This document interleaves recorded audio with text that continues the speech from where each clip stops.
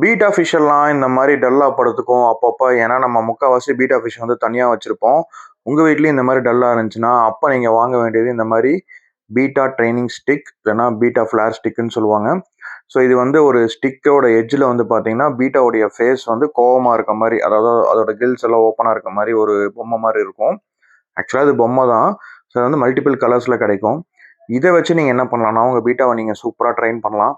அது காமிச்சிங்கனாலே அது வந்து இன்னொரு ஃபிஷ் ஆப்போசிட்டில் இருக்க மாதிரி அதுக்கு ஃபீல் பண்ணும். அது வந்து நல்லா அது கூட என்கேஜ் பண்ணும். இப்போ பாருங்கள் இந்த ஃபிஷ் எவ்வளோ ஆக்டிவாக இருக்குன்னு சொல்லிட்டு. ஸோ இது வந்து நீங்கள் ரொம்ப நேரம் பண்ணிங்கனாலும் ஃபிஷ் வந்து டயர்ட் ஆயிரும்.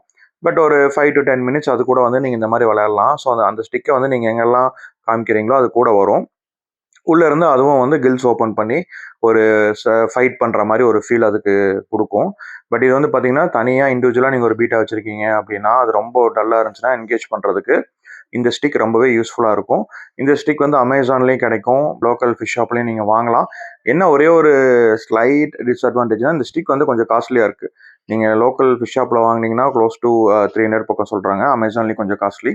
பட் உங்கள் பீட்டா ஃபிஷ்ஷை நீங்கள் ஆக்டிவாக வச்சுக்கணுன்னா இந்த ஸ்டிக்கை வந்து கண்டிப்பாக வாங்கி ட்ரை பண்ணுங்கள். அது கூட நல்லா ப்ளேஃபுல்லாக விளையாடலாம். நீங்கள் இன்னும் நம்ம அக்கௌண்ட்டை ஃபாலோ பண்ணாமல் சப்ஸ்கிரைப் பண்ணாமல் இருந்தீங்கன்னா ஃபாலோ பண்ணிக்கோங்க. யூடியூப் சேனலை சப்ஸ்கிரைப் பண்ணிக்கோங்க. உங்கள் ஃப்ரெண்ட்ஸ் யாராவது பீட்டா ஃபிஷ் வளர்த்துனாங்கன்னா இந்த டிப்ஸ் அவங்களுக்கு ஹெல்ப்ஃபுல்லாக இருக்கும். கண்டிப்பாக இந்த வீடியோவை உங்கள் ஃப்ரெண்ட்ஸ் கிட்டேயும் ஷேர் பண்ணுங்கள். Bye bye.